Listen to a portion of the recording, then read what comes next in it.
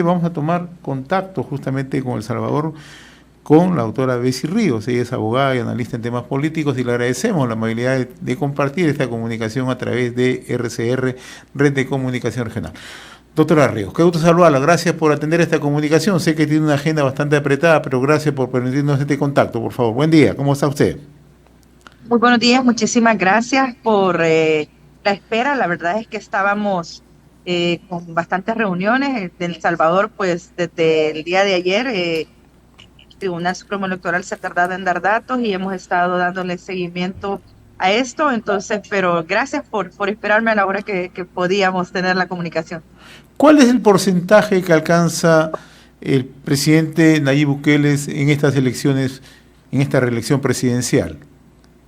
Hoy por hoy no se tienen datos oficiales porque el Tribunal Supremo Electoral todavía no ha dado esa indicación de los de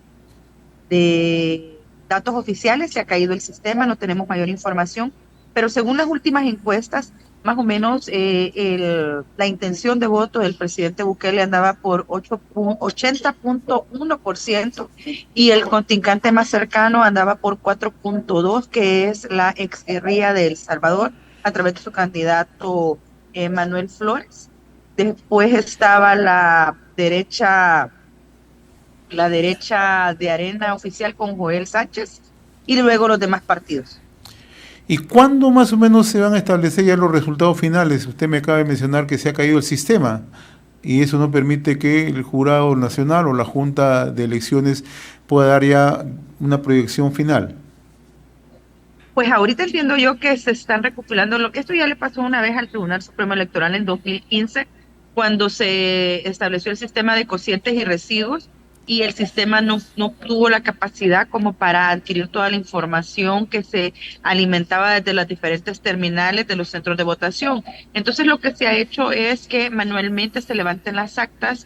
Pues recordemos que los centros de votación en el caso salvadoreño están resguardados por la policía, por soldados y los mismos partidos políticos que tienen sus representantes en cada uno de los centros de votación. Entonces, el resguardo de las actas es lo principal, eso ya lo tiene medido el tribunal y lo que se está haciendo es llevando un conteo de contingencia que es como realizar el conteo que se hacía antes, ¿no? Antes de 2015. Ahora, anoche el presidente Bukele ya anunciaba su reelección, ¿no? Y se dirigía a la población de El Salvador y a la comunidad internacional.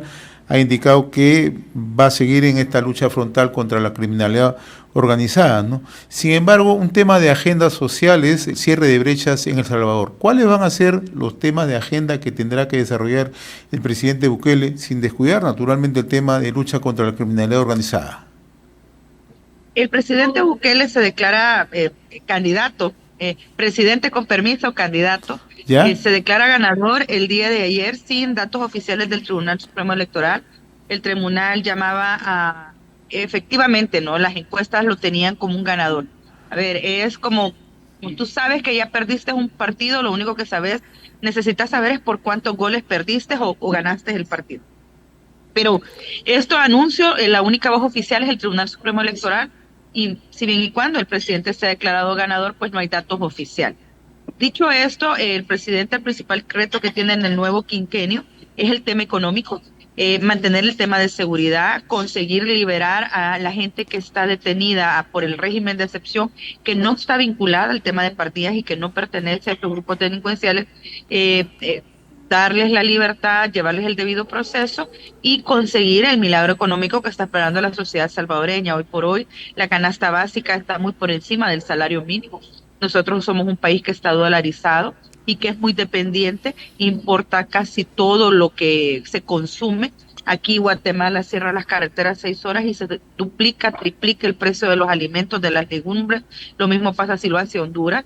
Entonces, al ser un país así de dependiente y dolarizado, tenemos una economía bastante frágil que no está creciendo, no estamos generando nuevos empleos como para que se incorpore nueva fuerza laboral y tampoco estamos todavía en la tecnificación de la mano de obra. Recordemos que El Salvador ha tenido un boom en los 90, pero de maquilas. Y en aquella época los funcionarios de turno decían que para pegar botones no había que saber leer y escribir, entonces no se apostó a la tecnificación de la mano de obra. Ahora el presidente quiere traer empresas de fábricas de chips o empresas tecnológicas, pero no tenemos la mano de obra tecnificada. Habrá que ver cómo van a ser las estrategias. Creo que la transformación digital viene de la mano con la entrega de tablets y computadoras que se le ha dado a los niños y niñas al sistema público de salud. Quizás ahí viene la transformación en alguna medida, pero como lamentablemente la transparencia no es algo que esté de la mano con esta administración, no tenemos con certeza cuáles son los planes en el ramo económico. Ahora, ¿es hora ya, cree usted, de levantar el estado de excepción en El Salvador, que se mantiene desde marzo del 2022? El estado de excepción venía acompañado con una serie de reformas legales para poder mantener a los delincuentes detenidos en el sistema penitenciario. Creo que el régimen de excepción debería de revisarse y empezarse a focalizar en las zonas donde es necesario tenerlos y donde todavía no han logrado controlar el tema delincuencial. Quizás retirarlo del todo todavía no es el momento porque necesitan tener certeza de tener controlados los territorios. Parece, por lo menos hasta el momento, que el razonamiento por el cual no levantan el régimen de excepción es que no tienen un control real de los territorios, pero creo que habría que focalizarlos a los territorios donde el azote de la delincuencia y de las maras ha sido histórico y ha sido resentido por la población. Focalizarlo y tratar de eliminar los últimos reductos donde se encuentran estos terroristas. Un sector de la oposición siempre le reclama al presidente Bukele que no hay un respeto hacia los derechos humanos, ¿no? Usted como analista político, ¿cómo ve este tema, ¿no? Respecto al tratamiento que se tiene en cuanto a la Sin enfermedad? duda no hay una violación sistemática al tema de derechos humanos, no hay debido proceso, la suspensión de garantías constitucionales es una situación que está pasando en El Salvador, muy a pesar desde que del Ejecutivo se hable que solo se le han suspendido las garantías constitucionales a los malos o a los delincuentes. Lo cierto es que esto es a nivel nacional y es para todos y todas. Preocupa que el Estado no pueda garantizarnos la seguridad y los derechos humanos al mismo tiempo. Da la impresión que el presidente nos hace un quid pro quo y nos dice o derechos humanos o seguridad pública. Todos sabemos que los estados deben de garantizarnos ambas cosas, sin necesidad de quitarnos una por la otra. Estamos pendientes, ¿no?, de a 24 prórrogas del régimen de excepción, de que estos resultados sean sostenibles en el tiempo sin necesidad de mantener permanentemente a la población con sus derechos humanos suspendidos. Ya las ONG se han encargado de levantar innumerables casos de violaciones a derechos humanos, encarcelamientos de personas inocentes que no están vinculadas a los grupos de pandillas, y muerte de personas dentro de los centros penales bajo custodia del Estado, así como violación al debido proceso. En realidad, en estos momentos, El Salvador vive un clima de calma en comparación a lo que vivía en años anteriores. Digamos, se ha Sin logrado. duda, el que no le reconozca a nivel internacional y principalmente que la oposición no logre reconocer que tenemos una situación completamente diferente a la que teníamos hace 3 años, es no haber vivido en los focos de la violencia. Nosotros tenemos, El Salvador estaba sumergido en una espiral de violencia a través de los grupos de pandilleriles que nos arrojaban de 15 a 20 homicidios diarios, donde habían líneas de territorio imaginarias, que si tú te pasabas de esa línea imaginaria de territorio de una pandilla a otra, te asesinaban, así fueras un adulto mayor, una mujer embarazada, una niña, un niño, un hombre trabajador, a todos se les cobraba renta.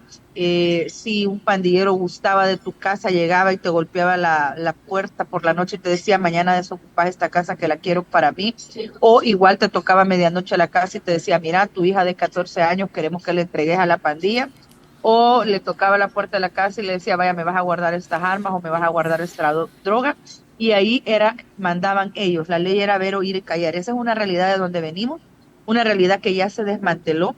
Todavía existen reductos de delincuentes. Lo que pasa es que la pregunta desde el movimiento de derechos humanos y defensores y defensoras de derechos humanos, El plan debería de ser público, el plan de seguridad, quizás no los puntos neurálgicos, pues, porque hay un tema de seguridad, pero sí decirles al salvadoreño y a la salvadoreña para dónde va el país y cómo van los planes planificados y cuánto tiempo nos van a tener con la suspensión de derechos humanos, porque sin duda la población salvadoreña ha visto estas violaciones a derechos humanos como, digamos, un precio hasta cierto punto justo, la gran mayoría, no todos, la gran mayoría considera que es un precio justo con tal de tener seguridad. Lo que preocupa, ¿no?, es que no pueden seguirnos diciendo que no podemos tener seguridad si nos dan la plenitud de goce de los derechos humanos. Y eso no puede ser algo en lo que la población se acostumbre o naturalice.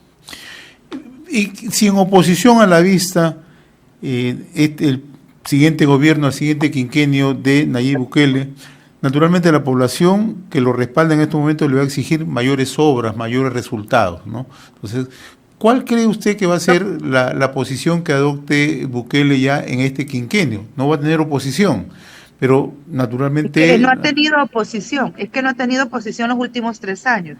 Él gana su presidencial en 2019, donde arrasa con los principales partidos políticos, Arena y el FMLN.